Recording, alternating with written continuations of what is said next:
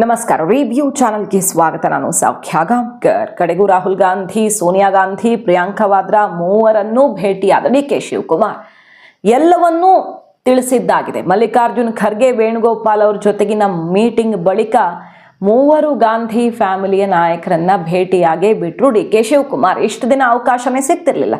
ಡೆಲ್ಲಿಗೆ ಹೋಗಿದ್ರೆ ಭೇಟಿ ಮಾಡೋದೇ ಕಷ್ಟವಾಗ್ತಿತ್ತು. ಈಗ ಎಲ್ಲರನ್ನೂ ಕೂಡ ಭೇಟಿ ಮಾಡುವ ಮೂಲಕ ರಾಜ್ಯ ಕಾಂಗ್ರೆಸ್ನಲ್ಲಿ ಭರ್ಜರಿಯಾಗಿ ಬೆಳವಣಿಗೆ ಶುರುವಾಗಿದೆ.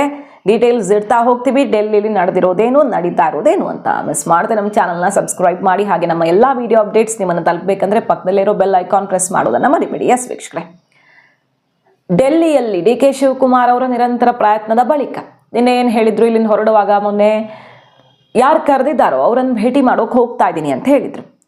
ಖರ್ಗೆ, ವೇಣುಗೋಪಾಲ್ ಅವ್ರ ಜೊತೆ ಮಾತುಕತೆ ಆಯಿತು. ವಾಗ್ದಾನ ಏನು ಅನ್ನೋದನ್ನು ನೆನಪಿಸ್ತಾರೆ.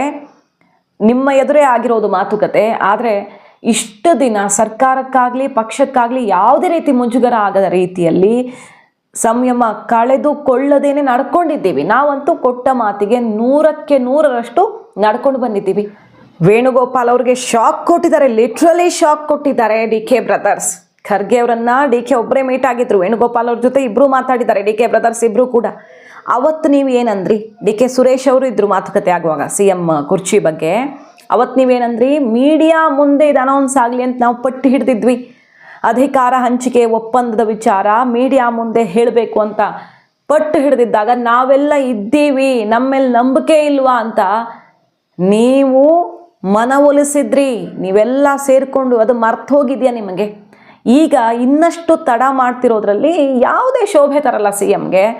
ಸೊ ತಕ್ಷಣಕ್ಕೆ ಸಿದ್ದರಾಮಯ್ಯನವ್ರನ್ನ ಕರೆಸಿ ಮಾತುಕತೆ ಆಗಬೇಕು, ನಿರ್ಧಾರವನ್ನು ತಿಳಿಸಿಬಿಡಬೇಕು. ಈಗ ರಾಹುಲ್ ಗಾಂಧಿಯವರು ಹೇಳ್ತಾರೆ ಅಂತ ಆ ಕಡೆ ಈ ಕಡೆ ಬೆರಳು ತೋರಿಸೋದ್ರಲ್ಲಿ ಅರ್ಥವೇ ಇಲ್ಲ. ನಿಮ್ಮ ಎದುರೇ ಅವತ್ತು ಮಾತಾಗಿತ್ತು, ನಾವು ಮೀಡಿಯಾ ಮುಂದೆ ಹೇಳೋರಿದ್ವಿ. ಸೊ ಹೈಕಮಾಂಡ್ಗೆ ಶಾಕ್ ಕೊಟ್ಟ ಡಿ.ಕೆ. ಶಿವಕುಮಾರ್. ಇದಾದ ಮೇಲೆ ರಾಹುಲ್ ಗಾಂಧಿಯವರು ಸಿಗ್ತಾರೆ ಡಿ.ಕೆ. ಶಿವಕುಮಾರ್ ಅವ್ರಿಗೆ. ಕಡೆಗೂ ಮಾತುಕತೆಯಾಗಿದೆ. ಸೋನಿಯಾ, ಪ್ರಿಯಾಂಕಾ, ರಾಹುಲ್ ಗಾಂಧಿ ಮೂವರ ಜೊತೆಗೂ ಮಾತುಕತೆಯಾಗಿದ್ದೀಗ. ಸುಮ್ಮನೆ ಬಂದಿಲ್ಲ ನಾನಿಲ್ಲಿ, ಏನಾಗಬೇಕೋ ಎಲ್ಲ ಆಗಿದೆ ಅನ್ನುವಂಥ ಬಿಗ್ ಶಾಕ್ ಕೊಟ್ಟಿದ್ದಾರೆ ಸಿದ್ದರಾಮಯ್ಯನವ್ರಿಗೆ ಡಿ.ಕೆ. ಶಿವಕುಮಾರ್. ಡೆಲ್ಲಿಯಿಂದ ನಿನ್ನೆ ಅಷ್ಟೇ ಭಾರಿ ಗರಂ ಆಗಿದ್ರು ಸಿದ್ದರಾಮಯ್ಯನವರು ಈ ಪ್ರಶ್ನೆ ಕೇಳಿದ್ದಕ್ಕೆ. ಪದೇ ಪದೇ ಅದನ್ನೇ ಹೇಳ್ತಿರಲ್ಲ, ಕರೆದ್ರು ಹೋಗ್ತೀವಿ, ನನ್ನನ್ನು ಯಾಕೆ ಕೇಳ್ತಿರ್ರಿ ಅಂತೆಲ್ಲ ಸಿಕ್ಕಾಪಟ್ಟೆ ಗರಂ ಆಗಿದ್ರು ಡಿ.ಕೆ. ಸುರೇಶ್ ರಿಯಾಕ್ಷನ್ಗೆಲ್ಲ. ಇವತ್ತು ಅಷ್ಟೇ ಗರಂ ಆದ ರಿಯಾಕ್ಷನ್ ಅನ್ನ ಆ ಕಡೆಯಿಂದ ಕೊಟ್ಟಿದ್ದಾರೆ ಬಂಡೆ ಬ್ರದರ್ಸ್. ಬರೀ ಪ್ರಿಯಾಂಕಾ ಗಾಂಧಿ ಅವ್ರನ್ನ ಭೇಟಿ ಆದ್ರ, ರಾಹುಲ್ ಗಾಂಧಿ, ಸೋನಿಯಾ ಗಾಂಧಿ ಕೂಡ ಇದ್ರು, ಅವ್ರನ್ನೇನಾದ್ರು ಭೇಟಿ ಆದ್ರೆ? ನೋಡ್ರಿ, ನಾನೀಗ 10 ಜನಪದ ಬಂದಿದ್ದೀನಿ. ನಾನು ಒಳಗಡೆ ಏನ್ ಮಾತಾಡಿದೆ, ಯಾರ ಹತ್ರ ಮಾತಾಡಿದೆ ಅಂತ ನಾನೇನು ಡಿಸ್ಕ್ಲೋಸ್ ಏನ್ ಮಾಡಬೇಕಾದಂತ ಅವಶ್ಯಕತೆ ಇಲ್ಲ. ಬೀದಿಯಲ್ಲಿ ನಿಂತ್ಕೊಂಡು ನಾವೆಲ್ಲ ಅದೆಲ್ಲ ರಾಜಕಾರಣ ಮಾತಾಡೋಕೆ ತಯಾರಿಲ್ಲ. ಇಲ್ಲ. ನಾವು ನಮ್ಮ ವರಿಷ್ಠರನ್ನ ಭೇಟಿ ಮಾಡಿದ್ದೀವಿ, ಏನೇನ್ ಮಾತಾಡಬೇಕು ಮಾತಾಡಿದ್ದೀವಿ ಅಷ್ಟೇ.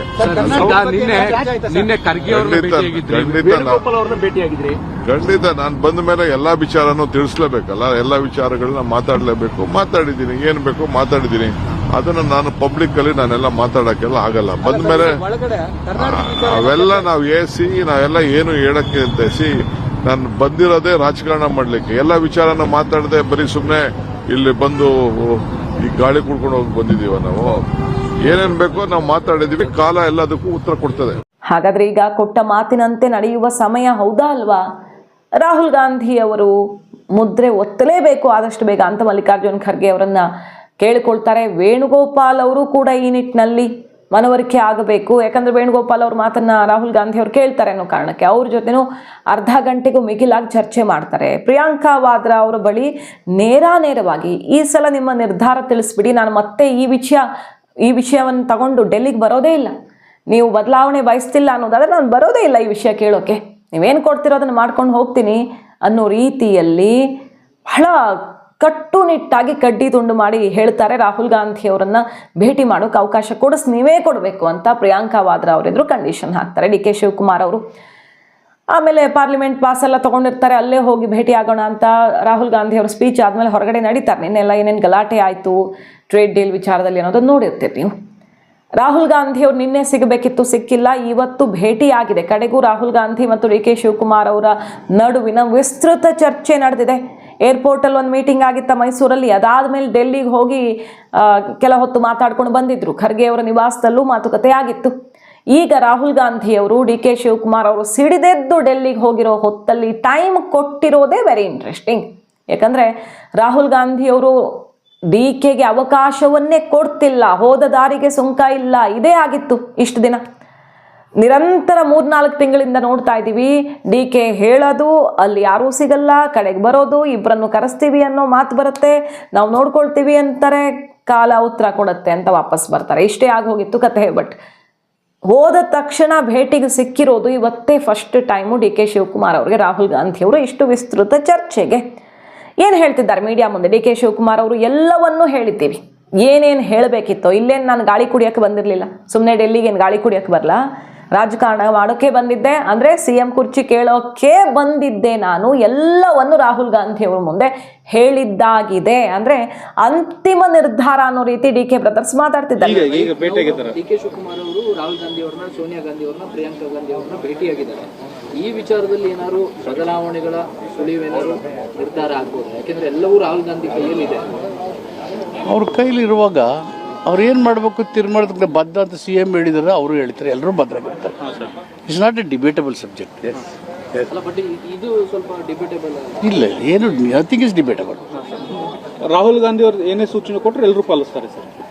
ಅವರು ಖರ್ಗೆ ಅವರು ರಾಹುಲ್ ಗಾಂಧಿ ಹೈಕಮಾಂಡ್ ಅಲ್ವಾ? ಎಲ್ಲ ಸೀನಿಯರ್ಸ್ ಅನ್ನು ಭೇಟಿಯಾಗಿ 10 ಜನಪಥದಲ್ಲಿ ಸೋನಿಯಾ ಗಾಂಧಿಯವರ ನಿವಾಸದಲ್ಲಿ ಕೂಡ ಮಹತ್ವದ ಮಾತುಕತೆ ಆಗಿದ್ದು. ಈಗ ಪ್ರಿಯಾಂಕಾ ಗಾಂಧಿ, ಸೋನಿಯಾ ಗಾಂಧಿಯವರು ಈ ಸಲ ನಿಮಗೆ ಕೊಟ್ಟ ಮಾತು ತಪ್ಪುವ ಸಾಧ್ಯತೆನೇ ಇಲ್ಲ. ರಾಹುಲ್ ಗಾಂಧಿಯವರು ಒಪ್ಪಿಕೊಳ್ತಾರೆ, ತಲೆ ಕೆಡಿಸ್ಕೊಳ್ಬೇಡಿ, ಈ ಸಲ ಎಲ್ಲವೂ ಆಗತ್ತೆ ಅನ್ನುವ ಮಾತನ್ನು ಹೇಳಿದ್ದಾರಂತೆ. ಅಸ್ಸಾಂ ಚುನಾವಣೆ ಕಡೆಗೆ ಗಮನ ಕೊಡಿ, ಯಾವ ತಲೆ ಬಿಸಿನೂ ಮಾಡ್ಕೊಳ್ಬೇಡಿ, ಖಂಡಿತ ಅಧಿಕಾರ ನಿಮ್ಮ ಕೈ ಹಿಡಿಯತ್ತೆ ಅನ್ನುವ ಅಭಯವನ್ನು ಪ್ರಿಯಾಂಕಾ ಅವರು ಕೊಟ್ಟಿದ್ದಾರೆ.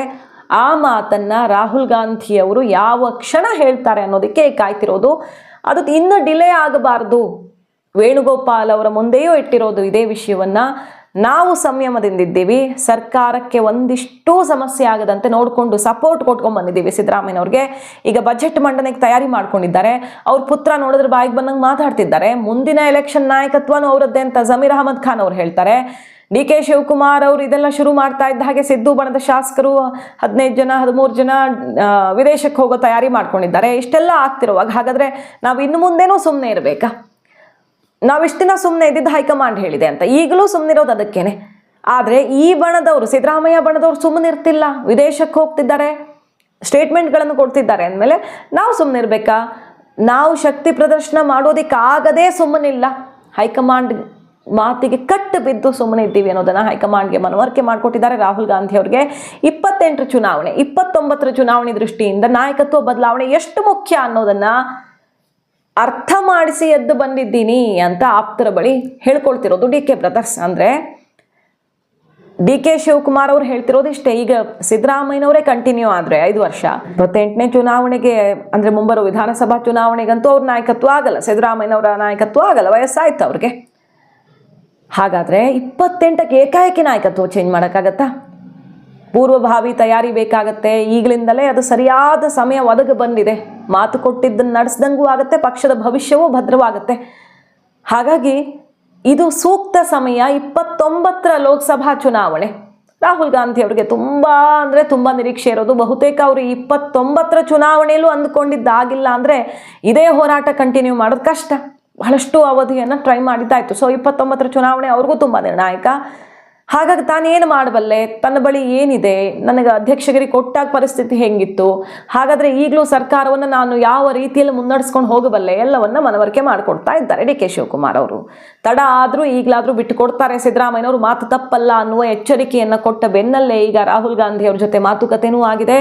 ಮತ್ತು ಡಿ ಕೆ ಕ್ಯಾಂಪಿಂದ ಬರ್ತಿರುವಂಥ ಬಿಗ್ ನ್ಯೂಸ್ ಏನಂದರೆ ಈ ವಾರ ಆಕ್ಟಿವಿಟೀಸ್ ಶುರುವಾಗತ್ತಂತೆ. ಅಂದರೆ ಹೆಚ್ಚು ಕಡಿಮೆ ರೆಸಾರ್ಟ್ಗೆ ಶಿಫ್ಟ್ ಆಗಬಹುದು. ಸೆಷನ್ ಶುರುವಾಗ್ತಾ ಇದ್ದಂಗೆ ಈ ಸುದ್ದಿ ಶುರುವಾಯಿತು. ಸೆಷನ್ ಮುಗಿದ ಮೇಲೆ ಆಗೇ ಬಿಡ್ತಾರೆ ರೆಸಾರ್ಟ್ಗೆ, ಗೋವಾ ರೆಸಾರ್ಟ್ಗೆ ಅಂತ ಹೇಳಲಾಗಿತ್ತು. ಆದರೆ ಈಗ ವಿದೇಶಕ್ಕೆ ಸಿದ್ದು ಕ್ಯಾಂಪ್ನ ಕೆಲವು ಶಾಸಕರು ಹಾರ್ತಿದ್ದಾರೆ.